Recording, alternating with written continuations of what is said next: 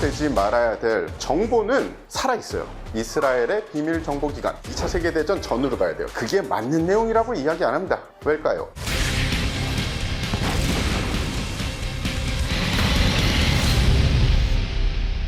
현대 정보전은 나날이 치열해져 가고 있습니다. 이에 따라 비밀 정보기관의 역할에 대한 중요성이 커지고 있는데요. 비밀 정보기관 하면 떠오르는 이름들이 마구마구 있으실 거예요. 그죠? 대표적으로 미국의 CIA, 영국의 MI6, 그리고 세계에서 가장 위험한 그리고 가장 활동이 활발한 비밀 정보기관 이스라엘의 모사드.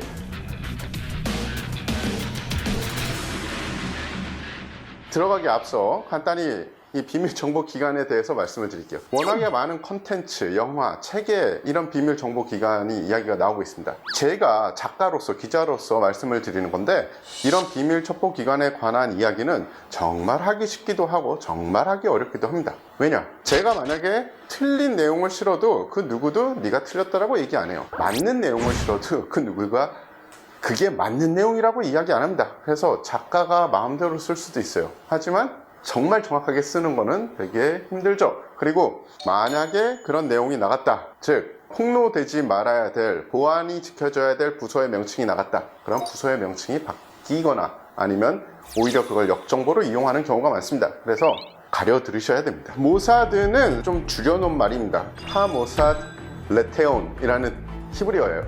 연합기관이라는 뜻입니다. 이들이 하는 일이 뭐냐? 그냥 이스라엘의 중앙공안 정보기관입니다. 모사드의 뿌리를 알려면은 일단은 2차 세계대전 전으로 가야 돼요. 하가나라는 이 방어하는 사람들 혹은 자경단이라고 볼 수 있죠. 팔레스타인 쪽에 이 거주하는 혹은 유럽에 사는 유태인들 중에서도 자경단에 소속된 분들이 있었어요. 그 중에는 무력을 투사하는 집단도 있었고, 그리고 정보를 모으고 정보를 가공하고 직접적인 스파이 활동 혹은 암살을 하는 그런 분들도 있었습니다. 어떻게 보면 그분들이 이 모사드의 이 시초죠. 그래서 모사드는 사실은 그런 집단을 통칭하는 말인데 2차 세계대전 전에 그 뿌리가 있다고 보시면 됩니다. 2차 세계대전이 빵 하고 터졌죠. 그리고 나치의 학살이 시작됐습니다. 다행히 살아남은 유대인들이 있었어요. 팔레스타인에 이제 좀 그래도 발붙이고 살만한 땅을 어찌어찌 얻게 됐습니다. 그러면 그 살아남은 유대인들을 이주를 시켜야겠죠. 그런 임무를 잘 하기 위해서, 그리고 기존에 했던 첩보 임무는 첩보 임무대로 하기 위해서 1949년에 설립이 됐습니다. 1951년 벤구리온 총리의 직속 기관으로 개편이 됩니다. 지금은 이스라엘 안보에 필요한 첩보와 특수 임무를 비밀리에 수행을 하고 있죠. 이들의 첫 번째 모토는 책략으로 전쟁에 승리하라. 구약에 있던 내용으로, 그러니까 전쟁을 마구잡이로 하지 말고 뭔가 책략도 세우고 정보도 빼와서 영리하게 해라. 그리고 나서 이제 나중에 지략이 없으면 백성이 망해도 모사가 많으면 평안을 누리느라, 잠언 구절을 또 모토로 집어넣습니다. 이스라엘은 건국 때부터 이 주변의 아랍 적성 국가들에 둘러싸여 있었죠. 군대만으론 작은 국토를 지킬 수 없었어요. 게다가 건국 초기에 이 한 줌밖에 되지 않던 빈약한 군사력은 첩보력을 집중시켜야 만회가 됐기 때문에 이스라엘은 첩보력을 모으는데 총력을 기울이게 됩니다. 이게 무슨 말이냐? 국토는 생겼는데 군대가 아직 국토를 지킬 만큼 거대하지가 않은 거예요. 즉 적이 어디로 쳐들어온다라는 소식을 먼저 듣지 않으면 우리 군을 그쪽으로 집중시킬 수가 없어요. 그럼 어떻게 됩니까? 뚫리겠죠. 그래서 정보가 굉장히 중요한 요소였던 겁니다. 모사드의 조직 구조에 대해서 조금 말씀을 드리려고 하는데요. 첩보 조직의 조직 구조는 아주 기본을 제외하고는 개편이 굉장히 많이 됩니다. 지금 제가 말씀을 드리는 조직 구조가 지금 현재랑 똑같느냐? 아닐 수 있다는 말씀을 먼저 드려요. 1990년 전 모사드 요원인 빅터 오스토보르스키가 국내에서는 이스라엘 비밀 첩보부라는 이름으로 이 번역 출간된 책을 공개하면서 알려졌어요. 일반적으로 모사드는 8개 구구로 구성되어 있다고 합니다. 그럼 이 정보를 어떻게 확인을 했느냐? CIA에서도 정보가 나왔고요. 이란의 정보국에서도 그런 비슷한 정보가 나와서 어느 정도 확인된 바고요. 정보국을 운영하려면 지금 말씀드리는 이런 정보국은 모사드가 아니래도 필수적으로 있는 국들입니다. 첫 번째, 정보 수집국. 모사드의 꽃이라고 불리는 이 정보 수집국은 8개의 모사드국 중에 가장 규모가 큰 정보를 직접적으로 수집하는 부서입니다. 이 지역별로 나눠져 있고요. 공식, 비공식적으로 얻은 정보를 토대로 공작 기획 임무를 가지고 있으며 해외 공간에서 활동하는 모사드 요원은 보안 담당자 혹은 외교관 혹은 파견 기술자 등으로 활동한다고 알려져 있습니다.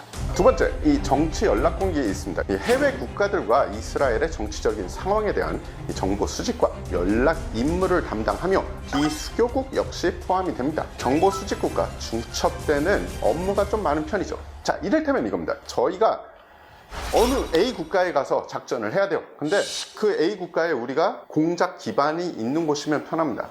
돌려 이야기하면 A 국가에서 작전을 하려면 무기, 통신기기, 공작할 수 있는 모든 기반을 다 가지고 그 나라에 딱 가서 공작을 하는 것은 굉장히 힘들어요. 왜냐? 그 나라도 세관이 있겠죠. 이 방첩 부대가 있을 겁니다. 그런데 외국인이 무기를 다 모아서 갑자기 한 팀이 훅 들어온다. 이 걸릴 수밖에 없어요. 그래서 관련이 있고 우리의 기반이 좀 있는 곳, 보통 이 공작에선 거점이라고 하는데 해외 거점이 있는 곳은 그나마 공작하기가 쉬워요. 현지의 협조자들도 많고. 그런데 수교가 안 된 나라야. 이거 어떡할 거야? 이 국에서는 그런 업무를 하는 겁니다. 자, 세 번째, 연구 분석국입니다.